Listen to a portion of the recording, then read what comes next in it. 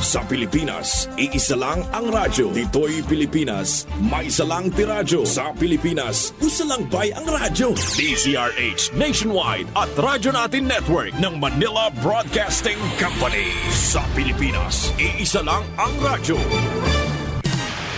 Serving the Philippines. This is MBC Media Group's Radyo Natin Nationwide, a member of the KBP. Radyo Natin Nationwide. Daghang tao ang nanibasog sa pagpakabuhi dinhi sa yuta. Apan may mga tao usab nga nanibasog aron pagdugang pa sa ilang bahandi nga mahimong monumento sa ilang kalampusan ug kadungganan. Apan nasayod ka ba nga may mga butang nga mas labi pang bililhon kaysa sa lapi ug kadungganan? Nga matod sa ato Ginoong Hesukristo, maghatod kanimo ngadto sa kinabuhi nga walay katapusan. Ug deriyot lang ang nasayod ug nakakaplag niini. Kini si Ben Baclayon magdapit kanimo sa pakiguban kanako sa mosunod nga katuan ka mga gutlo sa mga awit ug pulong sa pagdasig nining tulumanon, Paglaom alang kanimo.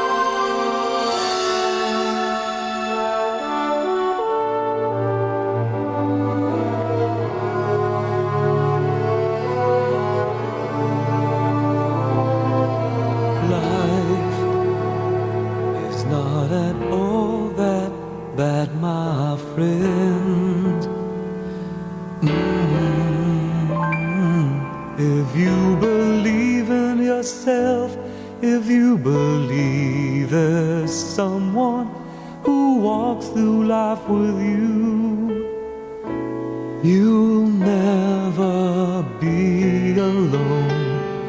Just learn to reach out and open your heart. Lift up your hands to God, and He'll show you the way. And He said, cast your burdens upon me, those who are heavily laden. Come to me, all of you who are tired of carrying heavy loads. For the yoke I will give you is easy, and my burden is light. Come to me, and I will give you rest. When you feel the world is tumbling down on you, and you have no one that you can hold on to, just face the rising sun and you see hope, and there's no need to run. Lift up your hands to God, and He'll make you feel alright. And He said, cast your burdens upon me, those who are heavily laden. Come to me, all of you who are tired of carrying heavy loads. For the yoke I will give you is easy, and my burden is light. Come to me, and I will give you rest. And He said, cast your burdens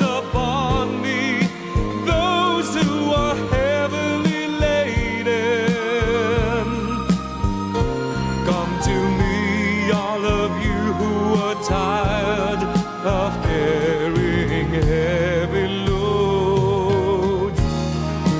For the yoke I will give you is easy, and my burden is light. Come to me, and I will give you rest.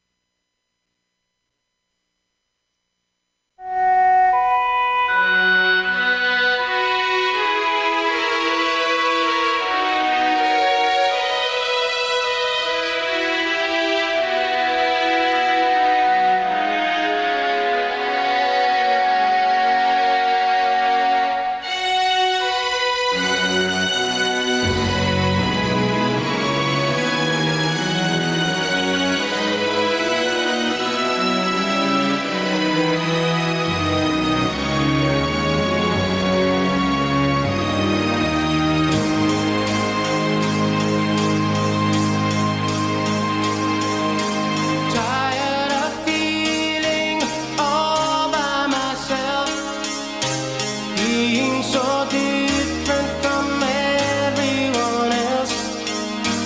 Somehow you knew I needed your help. Be my friend forever. I never found my star in the night. Living my dream was far from my sight. You came along and I saw the light. We'll be friends forever. I can't face the thought of you leaving. So take me along. I swear I'll be strong if you take me wherever you go. I wanna learn the things that you know. Now that you made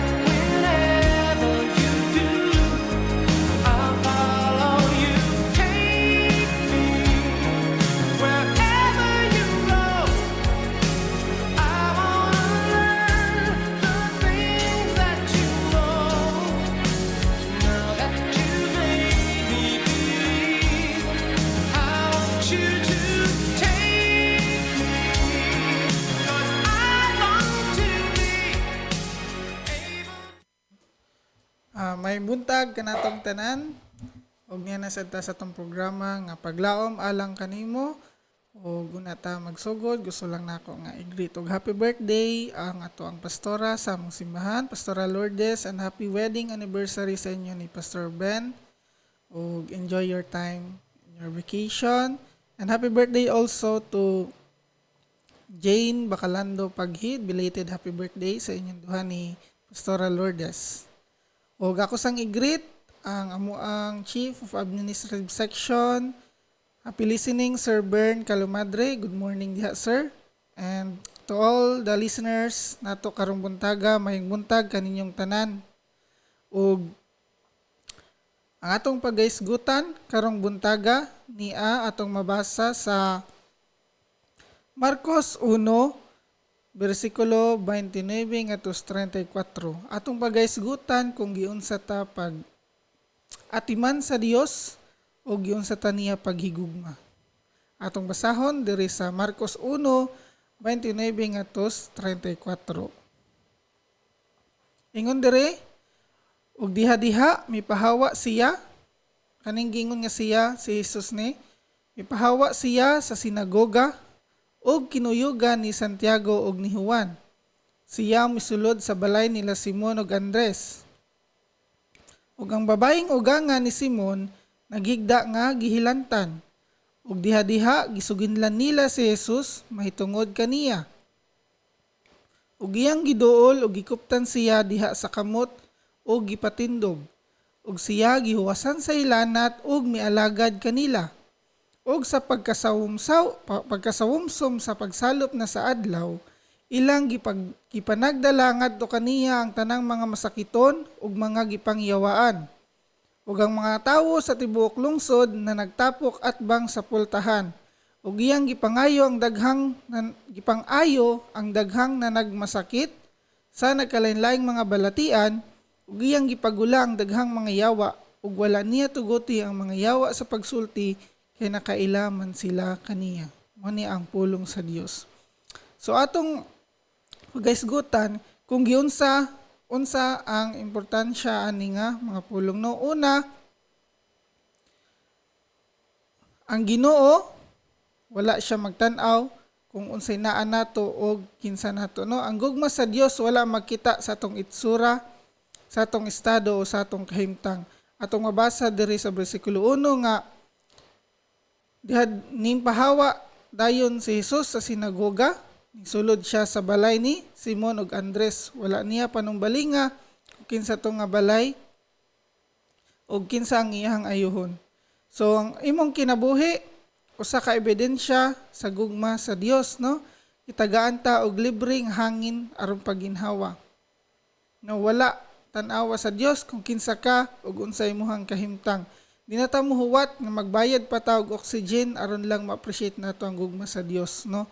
Gihigugma ka sa Dios og He is more willing to be with us and to have fellowship with us. Gusto sa Dios ang makauban ta ug makigilasyon ta kaniya, makigistorya ta kaniya no. Gusto sa Ginoo nga mahimo nimo siya nga best friend na ang labing dali maduulan sa tanang panahon. And He will enter your house if you will allow Him. No, sama ni Simon ug ni Andres nga nagpadayon ni Jesus sa ilang panimalay. No, wala man gyud nila gipugngan si Jesus.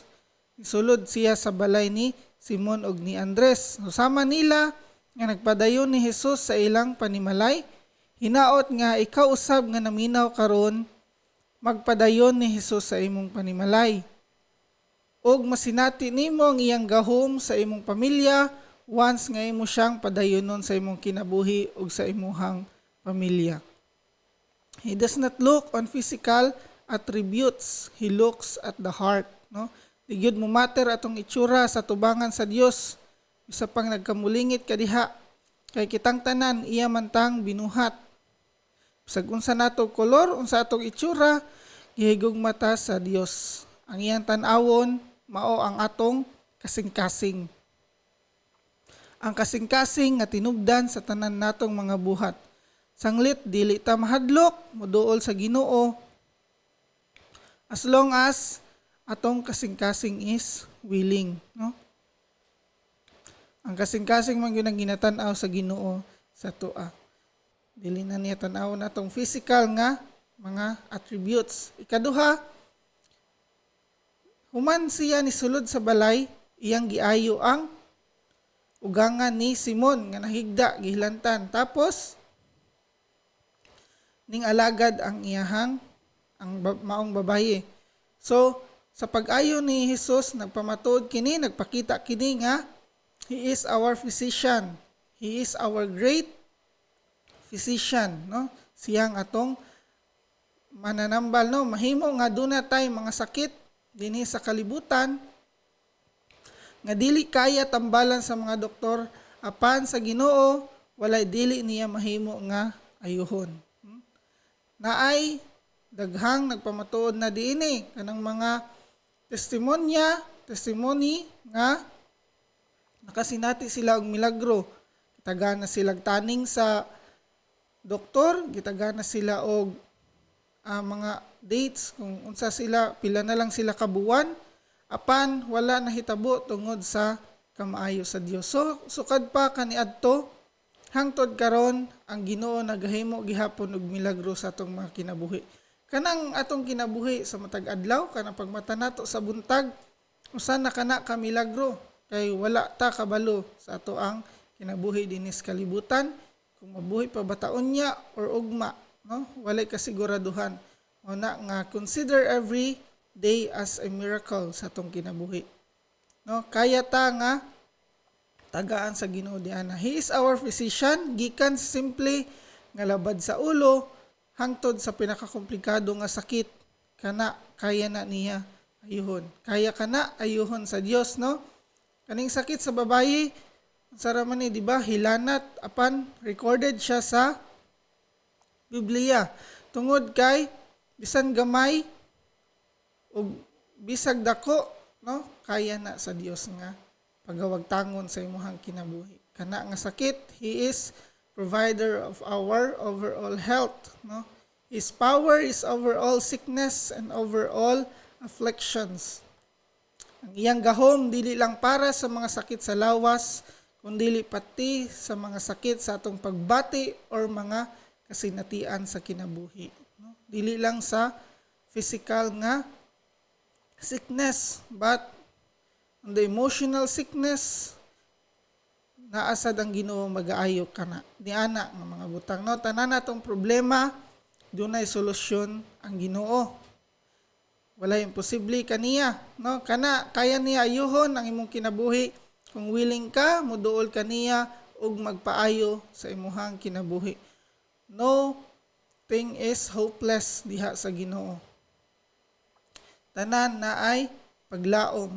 Mo ni nga ang programa nato gititulan siya og paglaom alang kanimo tungod kay ang Ginoo maoy paglaom natong tanan, no? Walay lain. He can deliver us from all sickness and afflictions. Ikatulo, di ba? Atong mabasa diri nga pagkahuman niya og tambal sa maong babayi sa pagkasawumsom sa pagsalop na sa adlaw, ilang ginadalangat to kaniya ang mga sa pagkabalo sa mga tawo, gidala nilang masakiton og mga gipangyawaan. Og nagtapok ang tibuok lungsod at bangsa pultahan sa balay nila Simon ug Andres. So giayo sa Ginoo ang daghang nagmasakiton, nagkalalayang balatian o gipagula niya ang daghang yawa. So God can deliver us from our demons. Unsa man niya itong mga demons? Kaning mga butang nga dili maayo sa tong kinabuhi, no? He can deliver us from those things. No? He can set us free. Ang Ginoo takos nga maghatag kanato og kagawasan gikan sa mga buhat sa yawa sa atong kinabuhi. Dili lang physical, sa kumangingon ganina, ang iyang kaya nga ayuhon, kundi bisan spiritual nga mga sakit, no? Kanang mga dili na nimo makontrol, no? Na ihatag kana sa Ginoo. Og atong mabasa diri nga ang mga yawa nakaila kaniya og nahadlok sa Ginoo. Walay power ang mga demon sa ato ang kinabuhi kay nakaila sila sa Dios og nahadlok sila sa Dios. Mao na nga atong dawaton ng Dios sa atong kinabuhi aron nga mawagtang sad ang atong mga demons sa kinabuhi. Sama sa mga tawo nga gisaniban og mga daotang espiritu, gayo sila sa Dios, ipalayas ang daotang espiritu kanila, kaya sad na nga buhaton sa Dios kanato, kanimo, no? Ang yawa nakaila sa Dios ug nahadlok, mao na dili ta angay mahadlok sa yawa or sa Satanas tungod kay naatay Dios sa ato ang kinabuhi, no? So kinahanglan gyud nato ang Ginoo sa atong kinabuhi. Kumbaga sa usa ka butang, for example, appliances na atay manual, so we need also a guide, no? Ang Ginoo mo'y atong manalaban. So sa tanang naminaw karong buntaga, ako mong giawhag nga padayon na og dawata si Jesus sa inyong kinabuhi, sa inyong panimalay mismo, inyong tibuok pamilya. Tungod kay siya lang ang takos nga makahatag kanato og kagawasan ug tinuod nga kalipay. No, kalipay nga dili ka magmahay, imbitaha ang Dios ug sinatiyang iyang gahom nga mag-ayo kanato gikan sa ulo ngadto sa lapalapa. No? From the top of your head to the soles of your feet. Ang Ginoo takos nga mag-aayo dili lang sa physical kundi apil atong mga spiritual nga balatian. Siya magpasiguli sa atong mga original nga design o magapalayas sa yawa sa atong kinabuhi. Imbitaha ang Dios sa imong kasing-kasing ug sinatiya ang iyahang milagro, no? Dinata maghuwat sa akong mangingon ganina, dinata maghuwat nga maabot pa tas point nga magbayad na ta og hangin aron lang ta makaginhawa, una nato ma-appreciate ang kamahayo sa Dios sa atong kinabuhi. Sa matag adlaw atong pasalamatan ng Dios nga kitagan ta niya og libre nga kinabuhi ug maayong panglawas. Kana igo na nga ma-appreciate nato ang gugma sa Dios. Ug ang gugma niya igo nga rason aron ta nga mulaban dihas kinabuhi. No? So sama sa kaning babayi nga giayo sa Dios pagkahuman nga giwasan siya sa hilanat, mialagad siya.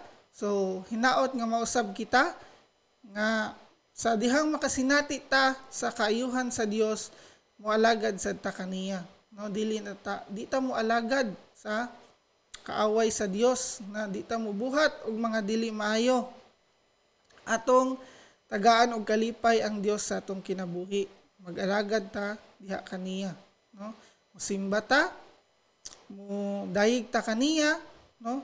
Ug mubuhat ta sa iyang mga sugo. Kung unsay gusto ipabuhat sa Dios kanato, atong buhaton og makatagamtam ta og kalipay. Ug hinaot pa nga inyong mabatunan sa inyong kasing-kasing karon ang paghingyap o pagkinahanglan sa gugma sa Dios. O kana diha lamang kutob, no? O magampo ta alang sa inyo ha. Magampo ta. Lord God, daghan kayong salamat Ginoo sa imuhang kamaayo sa mga kinabuhi, sa matag adlaw imuming gitagaan og libre nga hangin nga giginhawa, imuming gitagaan og kinabuhi Ginoo. Salamat Lord nga ikaw takos sa tanang butang, usa walay imposible diha kanimo. Kung unsa man gani ang among gisanati karong buntaga, karong adlaw sa among kinabuhi, kung unsa among sitwasyon karon sa among kinabuhi, Lord, amo kining gitugyan diha kanimo tungod kay wala kami mahimo kung wala ikaw. Ang imuhang milagro among pangayo Ginoo. Salamat Lord sa kayuhan sa tanang dunay balatian. Salamat nga makatagamtam ang matag-usa og kaayuhan sa lawas o God. Salamat Lord nga Kung giunsa nimo pag-ayo kaniaring panahon ang mga tawo, ikaw usad magabuhat niini karon Ginoo. You still do miracles, O God. Salamat nga ikaw padayon magabag-o sa makinabuhi sa matag usa ka namo Ginoo. Lord, gaya nga mong kasing-kasing o kabugaton nga dawaton ka sa among kinabuhi sa among pamilya aron nga mangalagad usab kami diha kanimo. Walay imposible nimo, O God. Salamat Lord, ug among ibalik tanan kanimo ang dungog ug himaya. Pinagi sa ngalan ni Jesus. Amen. Maayong buntag kanatong tanan. Kinis Ben Baclayon magapanamilit kaninyo sa pag-ingon. Ang Dios mas labi pang dako kaysa kinadak-an nimong problema ug may pagtagad siya bisan sa kinagamyan nimong problema. Busa makasalig ka kaniya sang pita siya karon. Our town, our radio, Radio Natin.